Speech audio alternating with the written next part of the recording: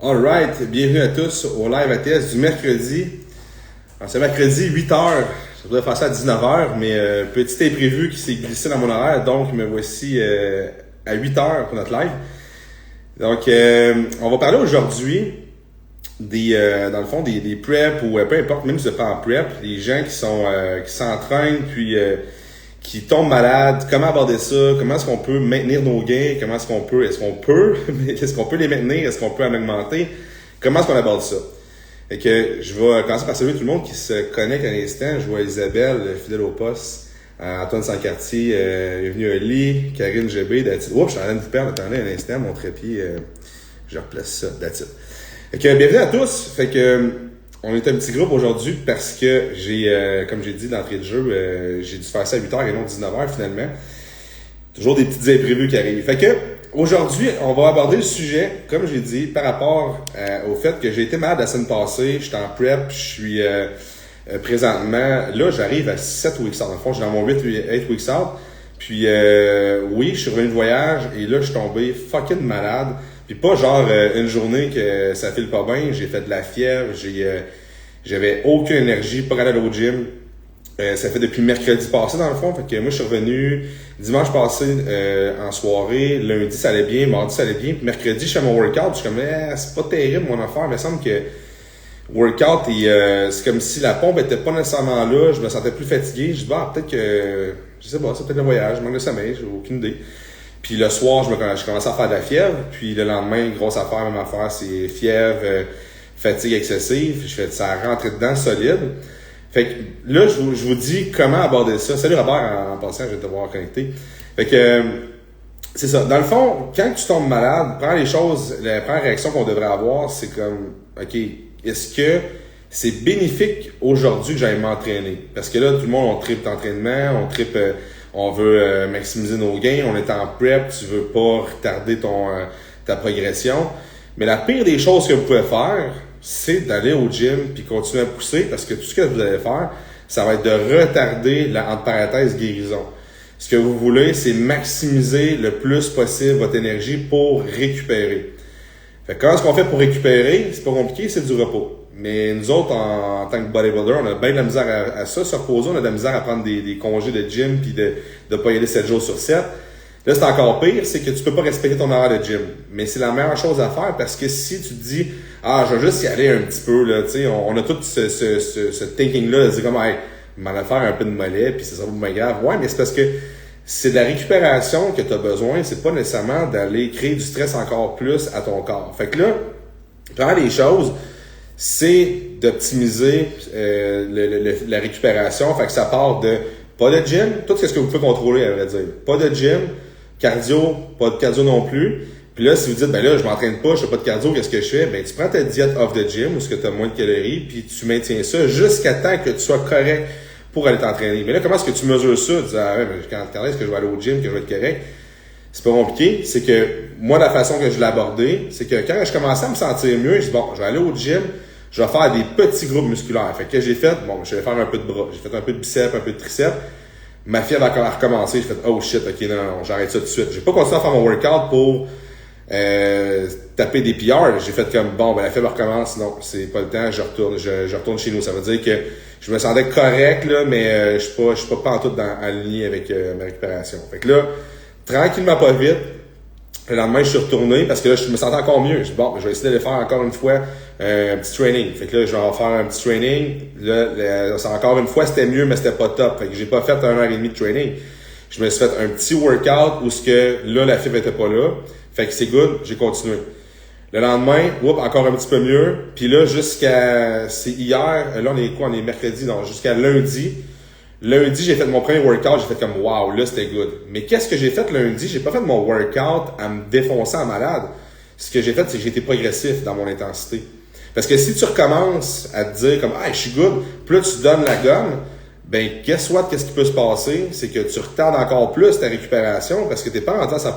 Toi, tu te sens quand même bien, mais t'es pas à 100% encore. Fait que là, il faut que tu sois capable de gager ça. Puis mon premier vrai gros workout, je l'ai fait aujourd'hui. Parce que j'ai fait comme, OK, je vais en ligne, puis gros set, je l'ai fait aujourd'hui. Puis vous voyez, j'ai encore la voix encore un petit peu enrouée. pas encore à mon 100%, mais je suis fucking proche de mon 100%. Fait que là, j'ai comme été de façon progressive dans mes entraînements.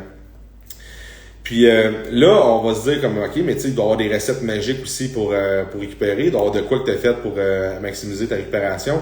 Là, il n'y a pas 10 millions d'affaires. C'est pas parce que tu prends un peu plus de vitamine C, un peu plus de vitamine D, quoi que ce soit, que tu vas vraiment avoir plus de résultats. Mais c'est sûr que si tu peux avoir un 1% de plus d'avantage, ben, je vais aller le chercher. Fait que là, je vais vous donner comment est-ce que je fonctionne quand que je tombe malade. Ben, je vais augmenter considérablement ma vitamine. Si, admettons, vous prenez 20-30 grammes dans votre journée, ben là, tu doubles ça. C'est du 60 grammes de glutamine que tu vas prendre par jour. Puis là, tu splits ça dans ta journée. Puis en plus, qu'est-ce qui est le plus important dans tout ça? C'est pas nécessairement tes suppléments, c'est ton hydratation. Là, il faut que tu t'hydrates vraiment beaucoup. Puis si tu t'hydrates vraiment beaucoup, je vous conseille d'ajouter des électrolytes à l'intérieur de ça.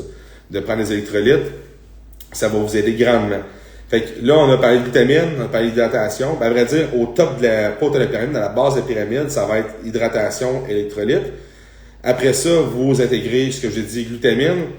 Vitamine C et vitamine D, quand vous êtes malade, la vitamine C, à vrai dire, là, les études ne sont pas claires parce que c'est entre 2 et 10 grammes que vous devez prendre par jour. Fait que il y a une estique de marge là. Fait que je vous dirais, rendu là, un 2-3 grammes par jour, ça fait bien du sens. Puis la vitamine D, c'est encore la même affaire. C'est pas des mathématiques claires, là, mais c'est environ 75 IU par kilo que vous devriez prendre en temps de grippe, mettons. Fait que là, ça, c'est pas magique, là. C'est pas parce que je vous ai dit ça que vous serez pas malade plus qu'une journée, là. Ça va vous aider. C'est des suppléments. C'est comme si je te dis, tu prends 10 grammes de créatine puis versus manger ton meal, là. On s'entend que c'est un supplément. Ça va t'aider à ta prise de masse musculaire, mais c'est pas ça qui va faire toute la différence, là, si tu manges pas tes meals comme il faut. Fait que, faut juste faire une différence là-dessus. Puis, une autre chose, dans les suppléments, augmentez vos greens de beaucoup. Greens, légumes, c'est vous jurez que par ça pour cette période-là, c'est super important. Puis, si vous avez vous avez pas faim, c'est difficile, baissez vos protéines parce que c'est ça qui augmente le plus votre sentiment de satiété. Fait que baissez-le un petit peu pour quand même garder vos carbs. Si vous êtes en prep de compé, ben tu veux pas sacrer des carbs non plus. Même si c'est dans ton off de gym, tu veux quand même avoir tes carbs. Mais là, je vous dis pas d'enlever toutes vos protes. Là, vous contactez votre coach, vous lui expliquez la situation, puis logiquement, ce qu'il devrait faire, c'est de baisser un petit peu votre apport en protes, ou ne pas les baisser, vous n'avez pas de problème de gestion. Mais si vous en avez, c'est la solution à avoir, c'est de baisser les protes, garder vos carbs au même niveau, puis d'augmenter au niveau de vos légumes. Puis de prendre des supplémentations en greens aussi si vous en avez chez vous. L'hydratation, j'en ai parlé, super important. C'est comme une des choses que le monde va négliger le plus. Là. Ils vont continuer, ils vont se coucher, ils vont rien faire. Mais tu devrais quasiment te timer. Puis je sais même pas combien de litres je pense que j'étais rendu à du 8 litres par jour que je buvais.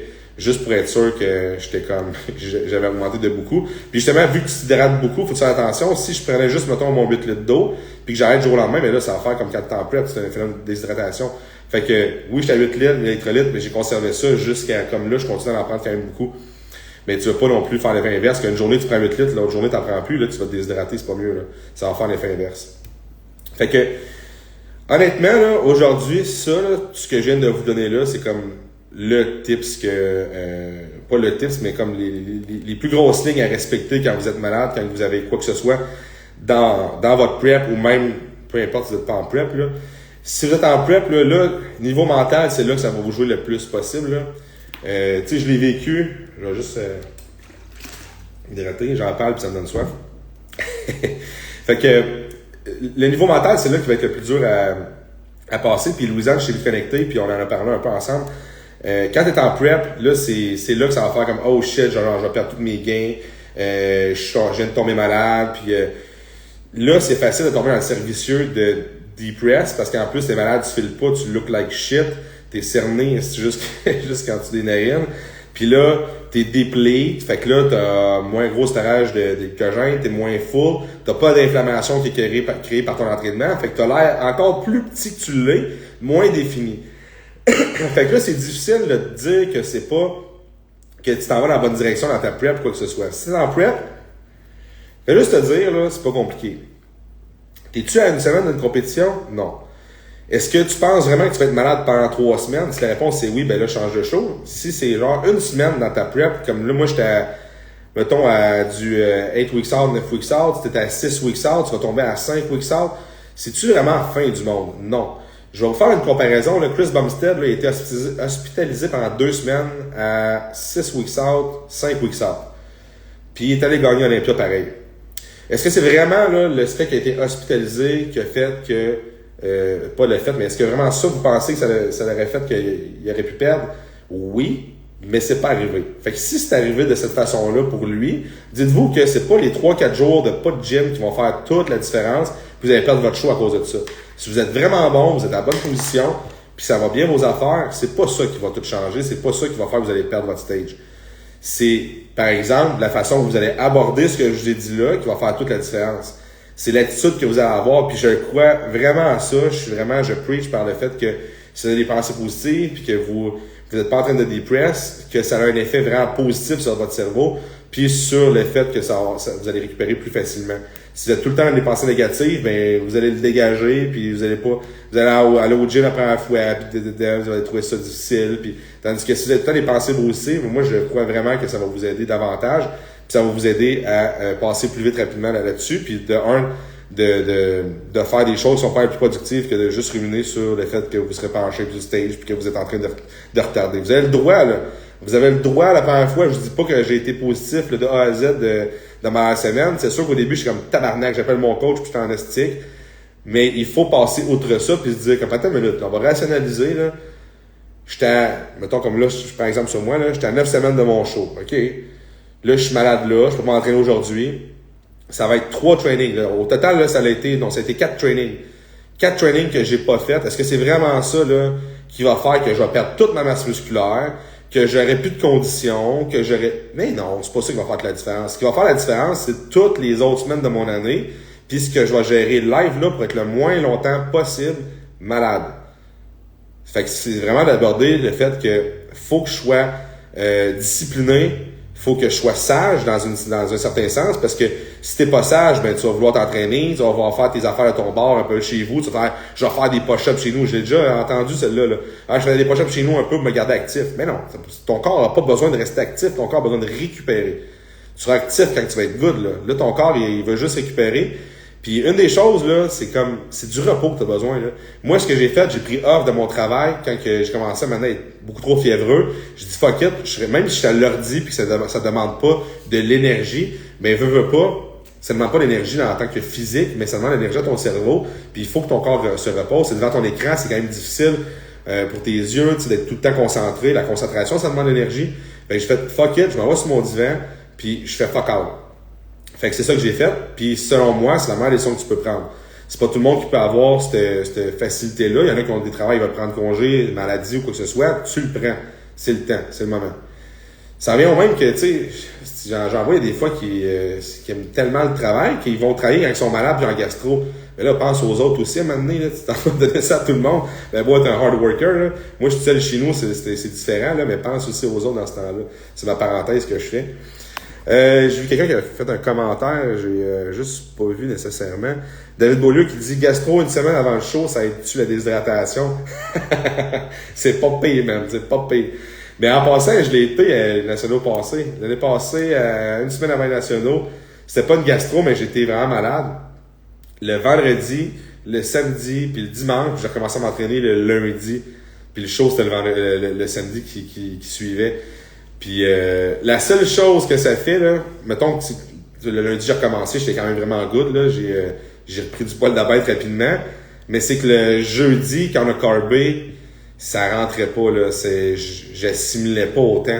Fait que mon look sur le stage était plus flat que ce que j'avais eu l'air au nord-américain, parce que mon storage, ça faisait pas super bien. C'est sûr que ça a été le désavantage. Mais tu sais, si j'étais malade une semaine avant puis que j'ai réussi à me rendre avec la chef que j'avais au national, je veux dire, je pense que tout le monde peut être malade dans sa prep à 2, 3, 4, 5, 6 semaines puis avoir des solides bons résultats pareils. C'est juste qu'à une semaine, là, ça devient vraiment tricky parce que comme j'ai dit, c'est la fatigue. Plus que t'es fatigué, moins que ton corps va être capable de bien stocker le glucogène, là. Fait que ça va être ça qui va être plus difficile. Fait que c'est pas mal ça, en gros, au niveau des principes à adopter quand tu es malade, quand tu files pas dans une prep ou peu importe, comme j'ai dit. J'ai pas eu de questions dans mon box nécessairement. Je sais pas si c'est parce que tout le monde est trop intelligent maintenant puis ont pas de questions. Mais si vous avez des questions par rapport à peu importe, là, prep, training, diète, je suis tout oui. J'avais pas préparé nécessairement d'autres choses aujourd'hui, mais ça me fait toujours plaisir d'avoir l'interaction. C'est hot le nom, Gros Minet, that's it. Gros Minet D qui dit est-ce que on peut tomber plus facilement malade en fin de sèche vu qu'on met le corps à rude épreuve? Ben oui, 100%. C'est sûr que quand t'es en prep, là, tu look à ton mieux, t'as l'air encore plus en shape que ever, mais t'es à ton worst parce que ton corps il devient fatigué. Tu sais, dis-toi, là, tu fais ton cardio, peu importe le nombre de temps que tu vas faire le cardio, mettons que tu te lèves le matin, je prends exemple sur moi, je vais faire mon cardio, après ça, je reviens, je suis low calorie, après ça, je vais en faire un gros workout, je travaille, tu sais, ton corps, il y a tellement de sources de stress que c'est sûr qu'il est pas mal plus sujet à tomber malade, il est plus faible, le système immunitaire est beaucoup plus bas. Fait que c'est pas rare qu'en prep, justement, on tombe malade, là. C'est plus fréquent qu'on le croit. Le monde va penser que, ah non, puis même, le monde va penser comme, ah, t'es sur le stock, tu dois être moins malade. Ben non, au contraire. Tu sais, c'est pas parce que t'es sur le stock que tu vas être un super-héros, là. Vraiment pas, là. Tu peux tomber encore plus malade. Il y a du monde, beaucoup plus de monde que d'autres qui vont commencer un cycle, qui vont tomber malade quand ils commencent un cycle. Fait que ça aussi, c'est une chose c'est un mythe un peu, là, de penser que parce que t'es on cycle, tu vas être comment je dirais ça, un super-héros. Good. Fait que j'ai quand même pas le monde du Québec, mais j'ai aucune question. Faire un recap un peu, j'ai le Bodybuilding Camp qui va être qui est lancé, à vrai dire, qui va avoir lieu. J'ai pas décidé encore si c'était entre le 1er puis le 3 ou le 8 puis le 11 de septembre. Mais pour faire un petit peu un recap de comment est-ce que ça va se passer, qu'est-ce que ça va être, c'est que je prends 5 gars maximum, puis je suis en train de penser d'en prendre juste 3, mais de faire d'autres batchs dans l'année, où ce que ça va être vraiment un merge de bodybuilding. Fait que ça va être le vendredi, le samedi puis le dimanche. Je sais que le monde travaille, fait que ça peut être un vendredi soir, mais pas trop tard non plus, parce que je veux qu'on puisse avoir vraiment beaucoup de temps ensemble. Où ce que là, je vais faire workout avec les personnes, mais c'est pas avec, c'est que je vais entraîner ces personnes-là. Fait que c'est 100% de mon temps que je vous donne pour le training. On va faire du posing pour finir notre posing. Période après ça, où est-ce qu'on peut discuter ensemble sur peu importe les questions que vous avez au niveau du bodybuilding. On va faire ça vendredi, samedi. Le samedi soir, on s'en va au resto, on s'en va avec les gars, l'équipe ATS. Puis là, c'est là qu'on va avoir vraiment du temps ensemble. Je vous paye le souper. Puis le dimanche, même chose, on s'en va faire un gros training, même affaire. C'est toujours dans l'optique qu'on fait un gros workout où on va step up votre game au niveau de votre biomécanique, au niveau de votre exécution, au niveau de votre intensité. Puis après ça, c'est encore du posing. Je veux que le monde mette l'accent beaucoup sur le posing. Puis encore une fois, c'est un reach que vous avez supplémentaire avec nous, avec moi, où est-ce que vous allez pouvoir poser peu importe les questions que vous voulez. Fait que j'appelle ça vraiment le bodybuilding camp parce que je veux que ça soit un merge à 100% de bodybuilding puis que vous ayez accès à moi directement. Fait que c'est une exclusivité que je vous donne. C'est un vendredi, samedi, dimanche, comme j'ai dit. Fait que là, ça va se faire vraiment début septembre. Après ça, il va peut-être en avoir un autre avant le temps des fêtes, là, mais je vais déterminer ça. Mais je vais faire ça juste quelques fois dans l'année. Fait que c'est premier arrivé, premier servi dans un certain sens, mais non, parce que je veux vous contacter. Ce que je vais faire, c'est que je reçois plusieurs candidatures. J'en ai une vingtaine à date là, qui m'ont soumis leur candidature. Mais c'est que je vais vous appeler. Puis dans le questionnaire, je demande votre niveau au niveau bodybuilding, votre niveau de connaissance, combien de temps vous faites de la compétition, puis vos intérêts aussi, parce que je veux pas avoir 3 personnes, qu'il y en a un qui vient de commencer à s'entraîner, ça fait 2 ans, l'autre qui est tour national, ça fait 4 ans, puis fait que je veux avoir 3 personnes qui sont assez similaires en termes de comportement, aussi de désir d'obtenir certaines j'ai quelqu'un qui m'a popé, excusez-moi, j'ai été déconcentré. Certaines informations, ça veut dire c'est quoi ses intérêts directement pour cette fin de semaine-là. Fait que je veux savoir que ce soit 3 personnes à 5 personnes qui ont les mêmes intérêts, qui ont le même niveau aussi d'entraînement puis de compétition. Fait que c'est vraiment ça que je vais aller chercher en faisant un appel avec chaque personne. Fait que le formulaire à remplir, puis après ça, moi je vous appelle. Comme là cette semaine, j'appelle tout le monde demain puis vendredi pour voir où est-ce que vous en êtes. Puis après ça, je vais matcher les 3 à 5 personnes ensemble pour que ça soit vraiment, vraiment effectif, puis qu'il n'y ait pas genre d'écart de monde entre vous autres. Encore Gros-Minet qui dit « Hey, j'adore ton nom pour vrai Gros-Minet, là, c'est hot. » Est-ce que c'est ouvert pour tout le monde ou plus pour les bodybuilders? C'est ouvert pour tout le monde parce que justement, je fais ce filtre-là. Au début, je l'avais pas ouvert pour tout le monde, c'était juste pour les bodybuilders, mais je me suis dit non, j'ai du monde qui ont un grand intérêt pour le bodybuilding, qui n'ont pas encore fait de compétition, mais qui doivent avoir des connaissances au niveau du bodybuilding, puis aussi du posing. C'est juste que ça va être 3 à 5 personnes qui vont être beaucoup plus débutants. Puis les personnes qui reach le Pro Grand Fire depuis longtemps, ben là, ça va être eux autres que je vais mettre ensemble. Fait que c'est pour ça que dans l'année, je vais en faire quelques-uns. Je dis pas que je vais en faire 20, là. Juste que, voyant comme la demande que j'ai eue, vu que j'ai déjà 20 personnes qui m'ont signifié leur intérêt, ben là, je vais plus arranger ça de cette façon-là pour qu'on aille chercher vraiment tout le monde. Puis il n'y ait pas de perte de temps aussi, puis j'ai pas quelqu'un qui fasse comme, ben ouais, mais là, tu sais, moi, ça, je suis déjà au courant, ça, je suis déjà au courant. Fait que ceux qui vont être ensemble vont être au même niveau. Fait que c'est ça qui va se passer. J'ai Robert qui dit, pour les prochaines fois, si tu peux prévenir au moins 30 jours avant, ça serait plus facile à prévoir. I mean, next time, mais besoin d'un bon 30 jours avant. Ouais, à vrai dire, Robert, ce qui est arrivé, c'est que je voulais faire ça, mais j'ai réalisé que j'étais trop proche de ma prep. Si je faisais ça à la fin septembre, puis je vais avoir l'air d'un squelette, puis j'aurais peut-être pas nécessairement le même niveau d'intensité pour vous craquer dans le gym, puis vous vraiment comme être à l'attention de tout le monde. Fait que c'est pour ça que j'ai fait, hey, sais-tu quoi, je vais baisser de quelques semaines, puis je vais mettre ça au début septembre. Mais je considère ton commentaire, c'est sûr. C'est pour ça aussi que je vais en faire d'autres, pour avoir, comme j'ai dit tantôt, les mêmes types de personnalités aussi ensemble. Gros Minet qui dit merci. C'est malade. Je pense que je vais m'appeler Gros Matou finalement dans mon perso. Fait que ça ressemble à ça au niveau du bodybuilding camp. Fait qu'il va y avoir ça qui s'en vient début septembre. Je prends encore les candidatures, comme je vous l'ai dit. Si vous dites, hey, moi c'est pas nécessairement début septembre, mais comme peut-être plus tard que j'y ai, soumettez votre candidature pareil par le formulaire qui est dans ma bio. Je vais vous reach, puis au pire, je vais juste vous mettre dans la liste d'attente avec les autres personnes. Fait que ça va m'aider à faire un bon filtre à travers ça, puis de réserver vos places aussi pour le futur. Fait que ça ressemble pas mal à ça. Je vous donne un petit round-up aussi parce que j'ai eu pas des demandes, mais j'ai eu des commentaires à savoir comment est-ce que ça allait ma prep, où ce que j'en étais. Faire un recap un peu de ce qu'on en est. Présentement, c'est là on s'en va sur le 7 weeks out, comme je dis tantôt.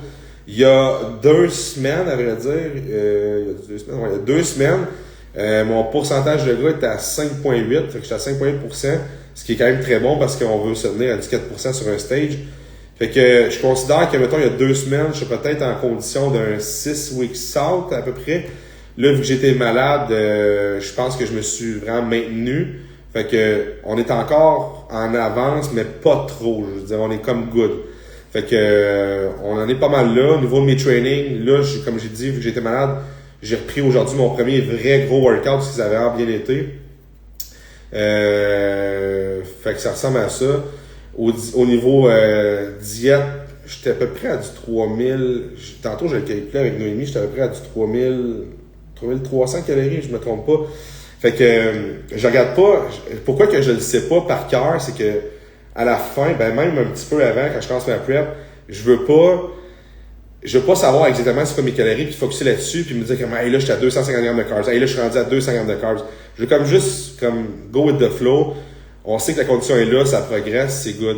Puis après ça, je fais un recap pour voir ma progression par rapport à ce que je mangeais, mais je veux pas sur le coup focuser sur comment ok là je suis rendu à temps, hey là je suis rendu à temps, parce que ça envoie tout un signal, je trouve négatif de dire comme je t'attends, je devais avoir faim. Parce que la dernière fois, j'étais à 250 grammes de carbs, j'avais faim. Fait juste pas le savoir. Fait que là, je pense que j'étais à 304 grammes de carbs, puis j'ai fucking faim. Fait que là, si je commence à focuser, comme là, mettons, la semaine prochaine, on va dire qu'on tombe à 250, là, je vais enregistrer de me dire comme, hey, j'étais à 300 grammes de carbs, là, je suis rendu à 250. Ouf, hey, ça sera pas facile. Tandis que si je focus pas là-dessus, puis je vais juste me dire comme, mange tes meals, fais tes workouts les plus intenses possible, ben je focuserai pas sur il faut que je devrais avoir faim, il faut que j'aille faim, j'ai-tu pas faim, fait que je focus pas là-dessus. Fait que moi, c'est l'approche que j'ai psychologique par rapport à ça, puis ça a toujours bien fonctionné. Puis c'est le après, quand tu fais le recap de ta prep, que tu peux analyser les résultats versus le nombre de grammes de carbs que tu avais, le nombre de calories que tu avais. Fait que c'est plus de même que je l'approche. Je laisse mon coach gérer ça dans ce temps-là. Puis je pense que en tant qu'athlète, là, parce que là, je tourne côté athlète en vous parlant là, je pense qu'en tant qu'athlète, là, si tu veux vraiment bien faire les choses, tu devrais juste comme laisser aller ton coach là-dessus puis arrêter de te questionner du « Hey, je suis rendu à combien? Je devrais-tu être correct? Je suis ici, je suis ça. » Trust the process.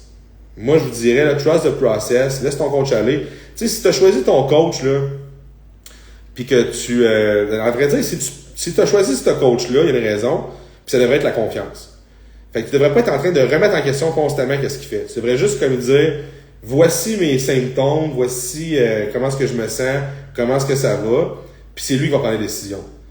Puis là, tu sais, moi, mon coach c'est Caleb, puis on travaille beaucoup comme comment je me sens, me rapporte lui par rapport à ça, ses conseils, puis tous les coachs devraient avoir un coach. C'est impossible que tu puisses te coacher toi-même, à part John Jewett, là, comme j'ai dit, mais à ce moment-là, ce qui est bon, ce que j'aime quand je travaille avec un coach, c'est que ces feedbacks, je les prends beaucoup plus en importance parce que si tu prends quelqu'un qui vient de commencer à faire de la compétition, c'est sa première compétition, ben c'est difficile parce que la personne va dire « Hey, je me sens vraiment fatigué. » Ouais, mais c'est quoi fatigué? Pour toi. « Hey, je me sens comme ça. Hey, j'ai vraiment faim. » Ouais, mais c'est quoi avoir vraiment faim? Tu l'as pas encore vécu en prep, c'est quoi avoir vraiment faim?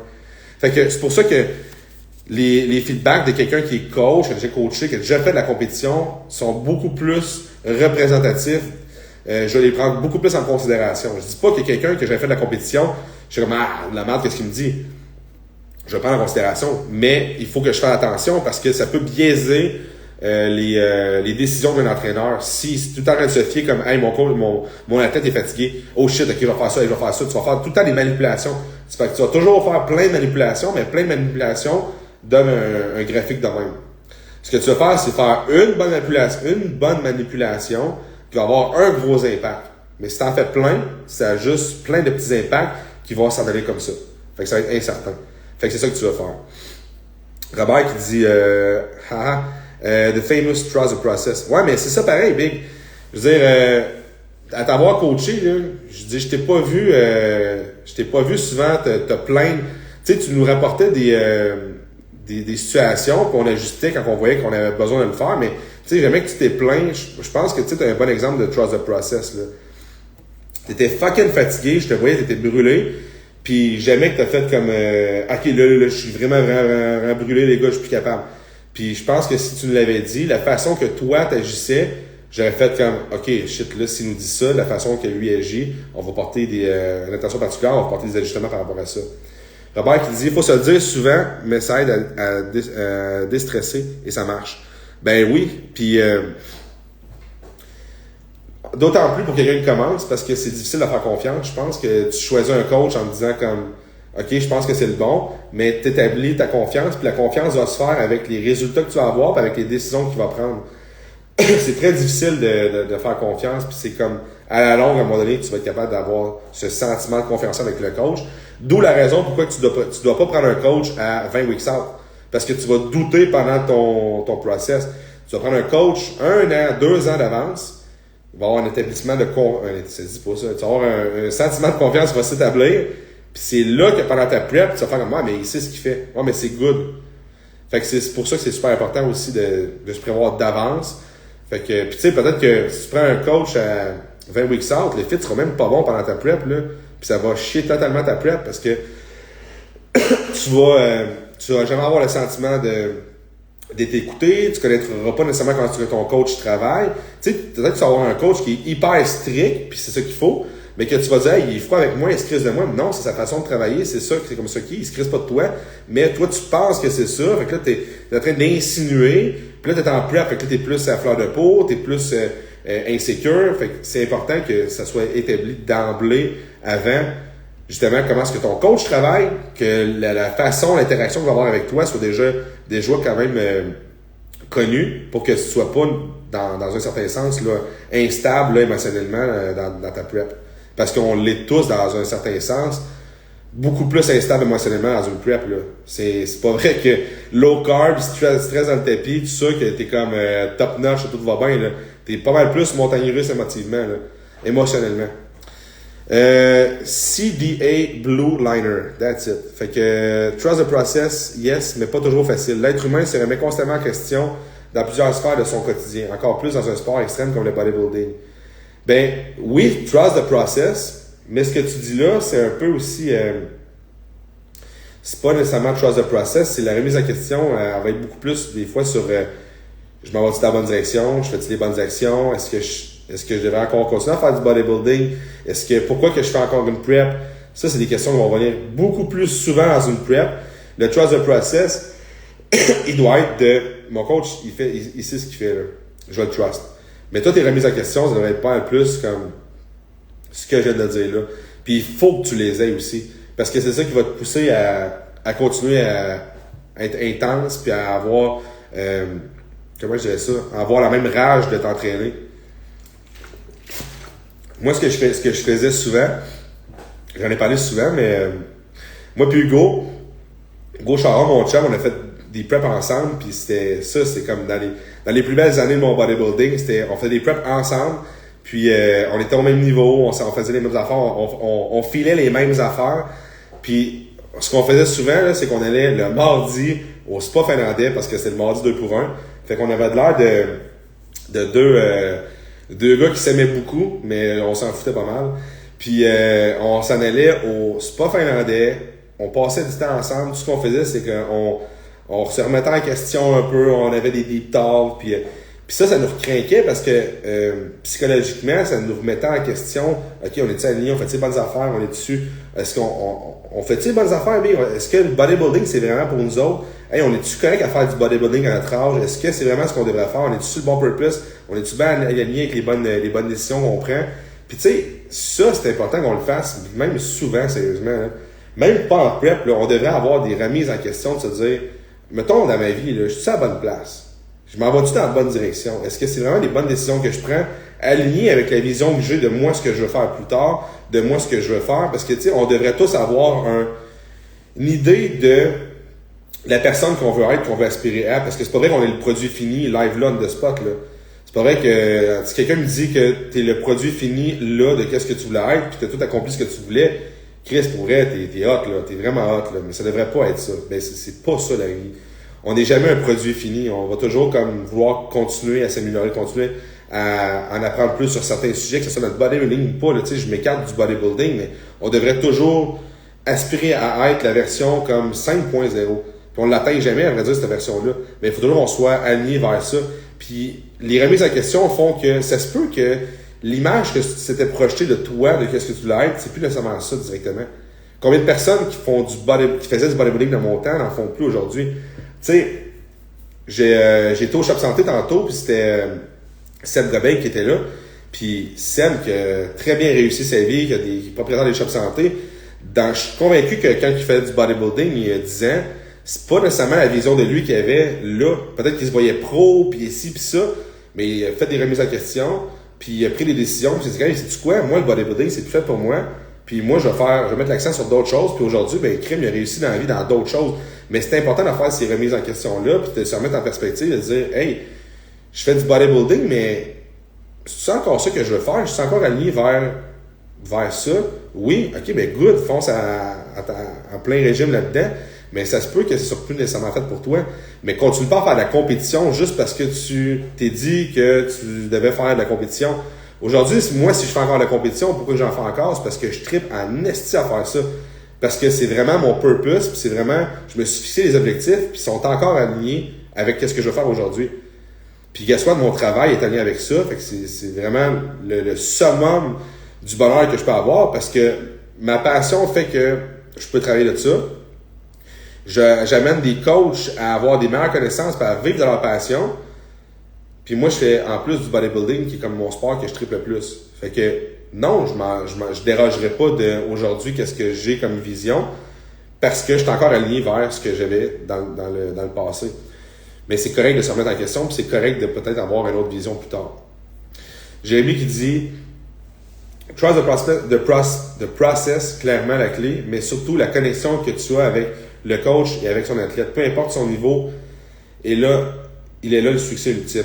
Ouais, il faut que tu aies une connexion avec ton coach. Tu sais, si c'est un coach qui est de renommée mondiale, mais que tu as zéro connexion avec, je te confirme que ça ne fonctionnera pas. Là.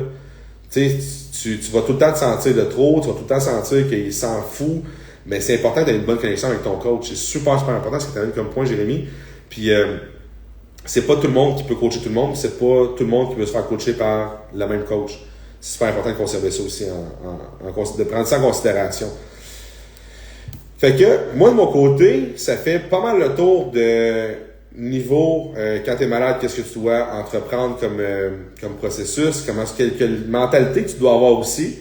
Puis, si j'ai pas d'autres questions, moi, ça va faire le tour un peu de mon live aujourd'hui. C'est quand même très court, mais c'est que d'habitude, ils sont très longs. Fait que, à vrai dire, ils sont juste normaux, mais mon live aujourd'hui est juste normal. C'est que d'habitude, je fais genre du 1 heure et demie, ça m'est déjà arrivé. Mais si vous avez des questions là, je les prends encore. Sinon, je fais un rappel. Bodybuilding Camp, dans ma bio, formulaire à remplir, puis envoyez-moi ça me fera plaisir. Je vais vous appeler pour voir regarder ensemble pour que ce soit un fit avec les autres qui vont se joindre avec toi dans le Bodybuilding Camp. Fait que c'est maximum, j'ai dit 5 personnes, mais je vais peut-être baisser ça à 3 parce que je veux vraiment que ça soit exclusif. Fait que bref, je vous laisse là-dessus, puis je vous souhaite une super de belle fin de semaine. Continuez à pousser au gym. Puis il y a Célie qui dit merci Francis, bonne soirée. Bonne soirée à toi aussi. Puis continuez à pousser au gym. Soyez des intenses dans le gym. Puis on se revoit la semaine prochaine pour un live mercredi prochain. Alright? Ciao tout le monde.